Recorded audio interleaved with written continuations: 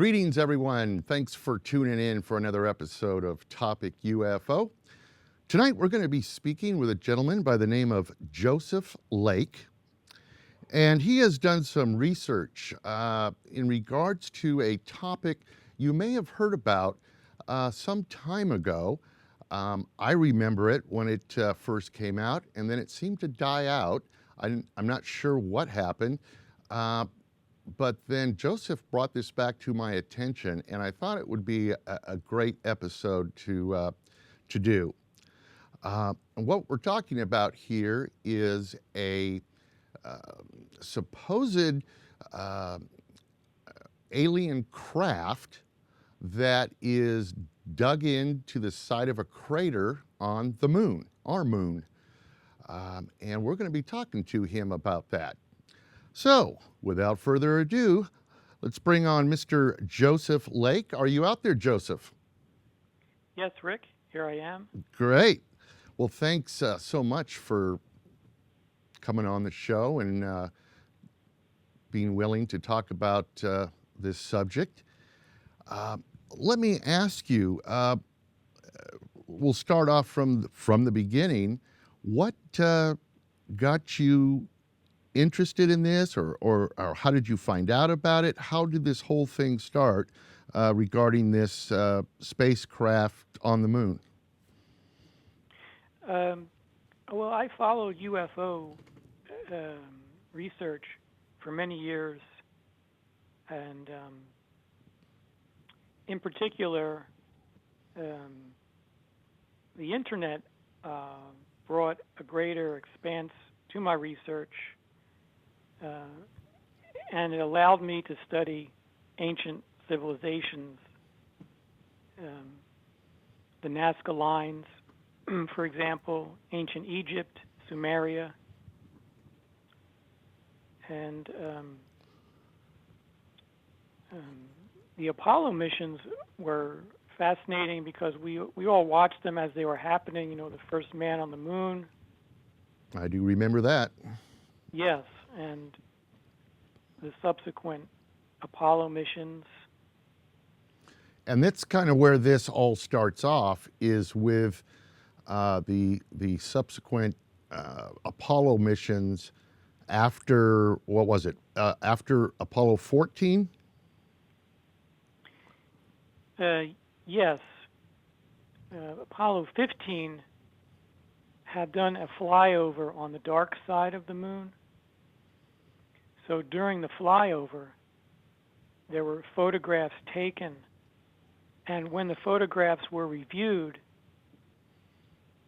there was a series of photographs which showed this huge craft lying in a crater. And when I mean huge, you know, I'm not just talking a football field or 2 football fields. You know, we're talking a little over 2 miles in length. And there are actually photos of this. I'm going to bring up the first one that you had brought to my attention. Now, there are a pair of photos. Both of them are NASA photos, I believe. Correct me if I'm wrong there. And if you were to look at these on the internet, you would have to scroll over to the right to be able to see where this craft is. Now, these photos, these 2 NASA photos, were these the 2 photos that you first saw that got you interested in this? Actually, the first knowledge of this particular case was through a video that was shot by the commander of the Apollo 20 mission. And the video was posted, and then an interview was found with Mr. Rutledge, his name William Rutledge. And in the interview were links to the Apollo 15 mission. But you see, Apollo 20 was very clandestine because the last 3 missions were canceled actually by the administration. Supposedly, right? however, Supposedly or supposedly, actually? um, supposedly canceled at a higher level, but those missions were actually um, taken from California rather than Kennedy Space Center. So Uh, they left from Vandenberg Air Force Base, according to Mr. Rutledge. now, So it would be and of course Apollo 20 would be the last mission, but the later Apollo missions have seemed to have run-ins with alien beings on the moon, and now, there well, are let me videos ask you here from. because I want to get this chronologically right. The photo, these black and white strip type photos of the far side of the moon, those were taken prior to Apollo 20 or during Apollo 15. Do you know when they were taken? Uh, 1971. 1971. Yeah, that's when Apollo 15 had done the flyover. Okay, so these were taken during the flyover of Apollo 15. Um, and do you think at that time, do you think NASA was aware of this supposed craft um, being there? Um, this particular craft, no, I believe Apollo 15 was the first image and would be the first bit of evidence that they found. Mm-hmm. And then, of course, Apollo 17 had some run-ins with beings, and then abruptly the missions were canceled. So the last two missions, Apollo 19 and Apollo 20, would be to, investigate the craft. And this is where the astronauts they went into the craft and they found um, some deceased beings, and they did some investigation. They found the craft to be very old, like 1.5 billion years old. So you're saying And my that in Apollo 20 landed on the moon. I take it they must have landed on the far side of the moon, correct? They must have landed well, somewhat close to this. yes, they landed in a place called Monaco Hill, which would be very close to the roof of the craft. So it's my understanding that this is on the dark side of the moon. That they landed and they were able to take the rover and investigate the top of the craft from this place called Monaco Hill. And from that position, they will be able to go inside of the craft, you see. Mm-hmm. And they found two beings that were in pilot's position into the cockpit area. As you can see from the photographs, there's a little window, there's a cockpit area, there's an extended nose, Right. and this was full of hieroglyphics, which in my research, these ancient writings, which I've seen on several of these crashed crafts, they take us back to almost the Sumerian atmosphere. Right.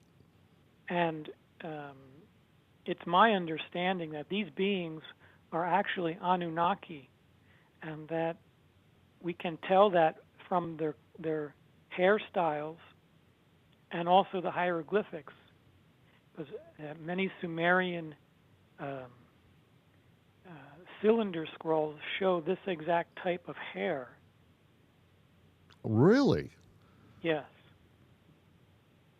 So now these hieroglyphics, I know like in cases such as the Rendlesham Forest case, there were hieroglyphics noticed on that craft as well.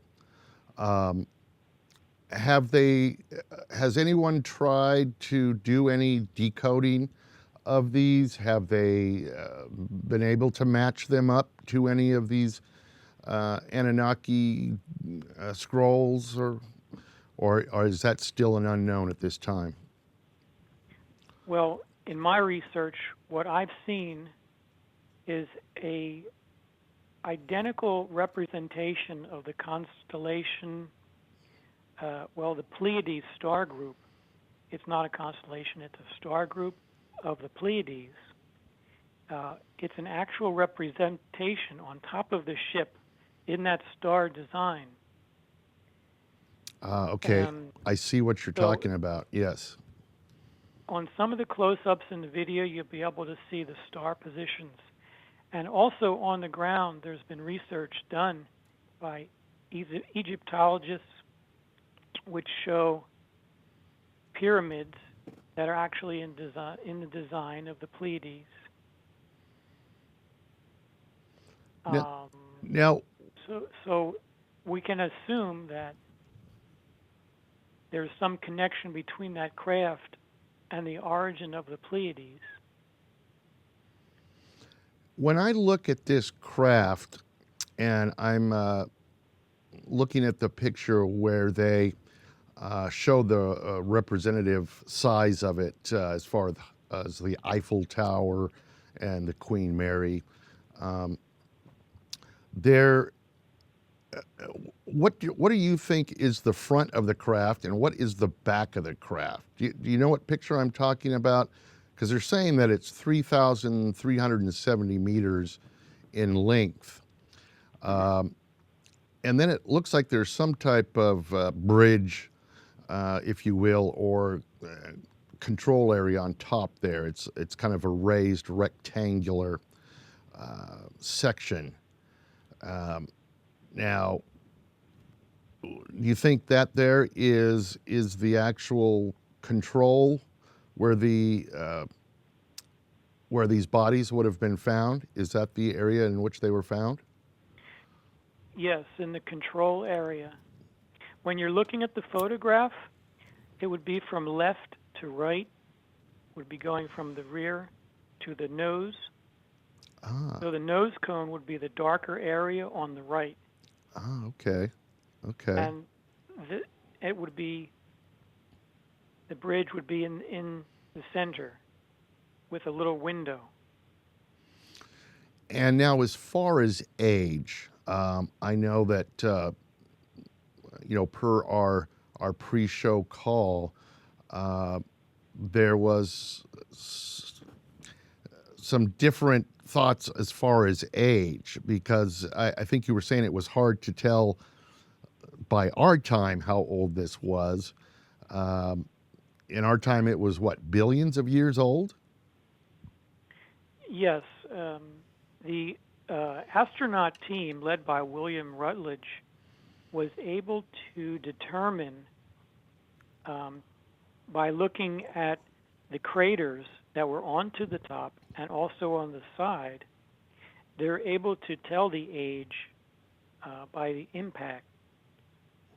And it was determined that it was 1.5 billion years old because the impacts were the same in the general area as well as the top of the craft.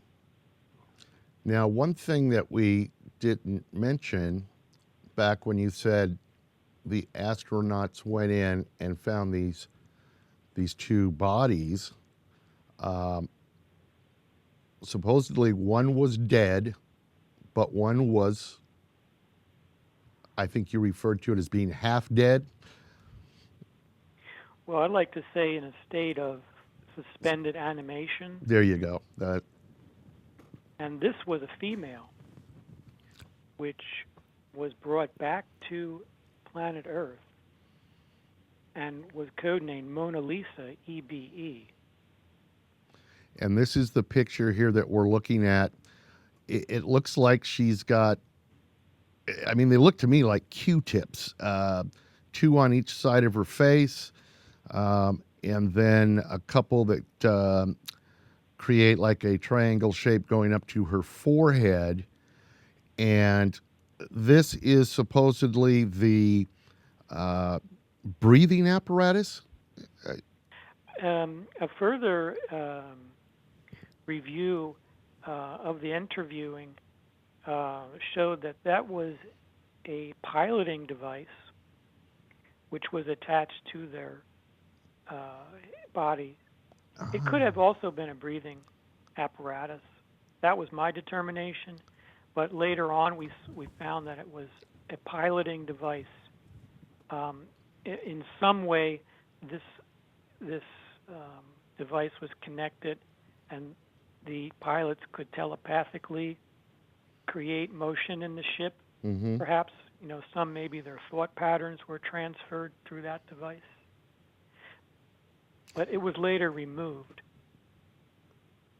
That is just the weirdest looking thing. Uh, now, this astronaut, William Rutledge,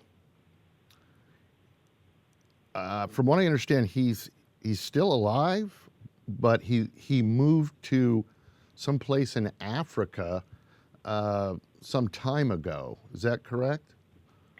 Yes, as of 2007, he was alive and living in Africa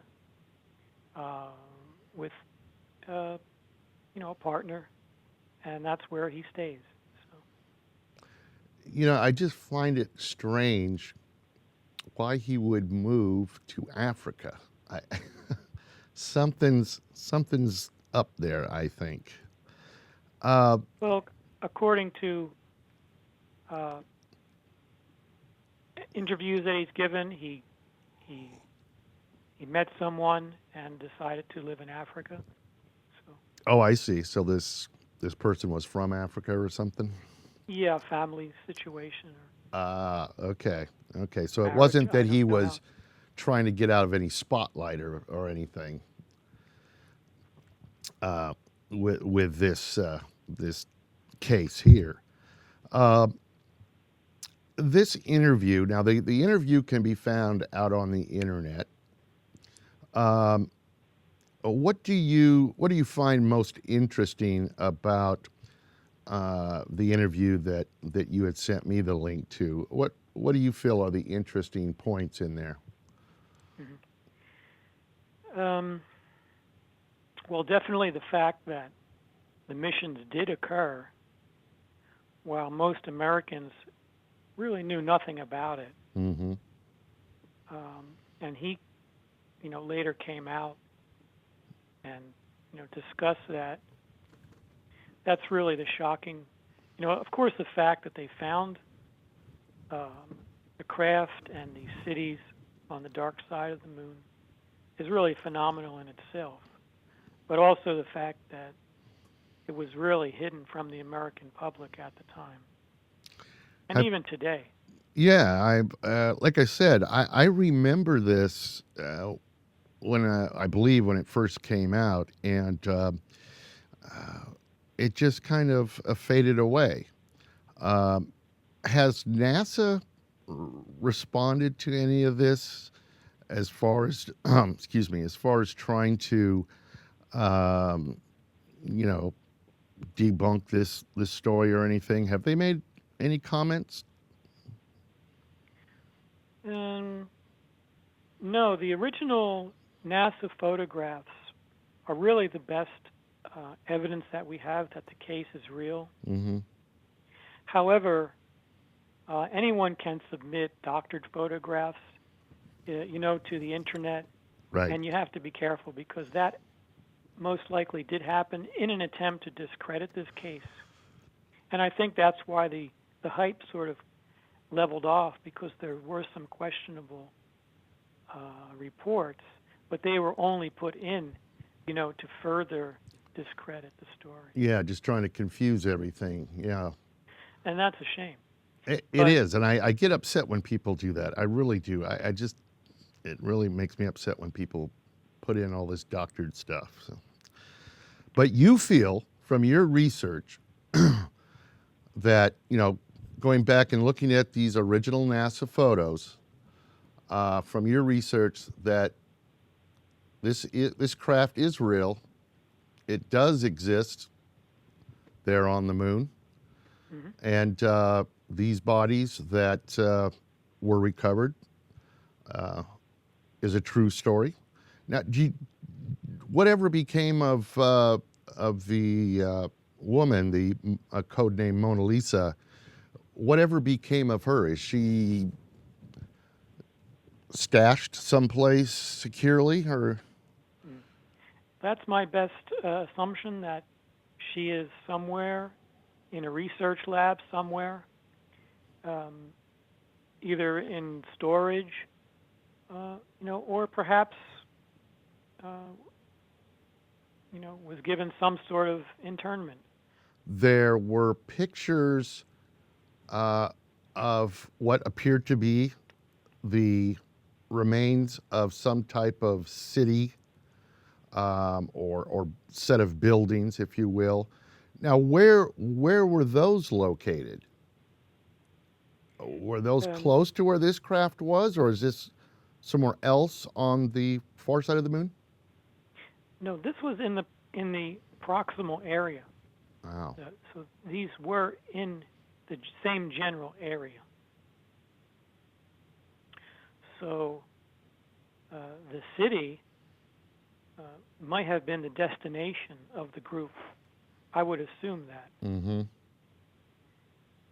And I would also assume that this was a mothership of some sort, because there was another craft found, a smaller triangular craft, in the area.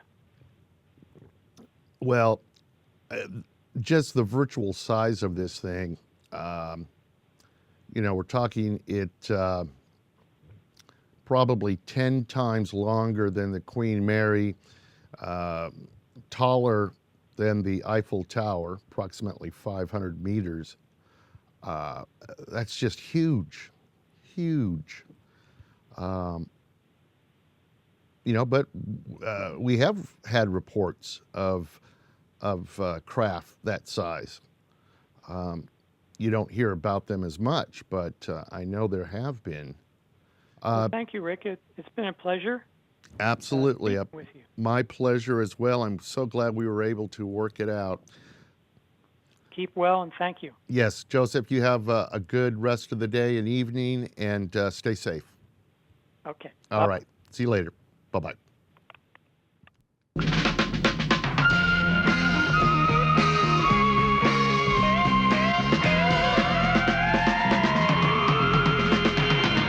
Open the door, you'll find the secret.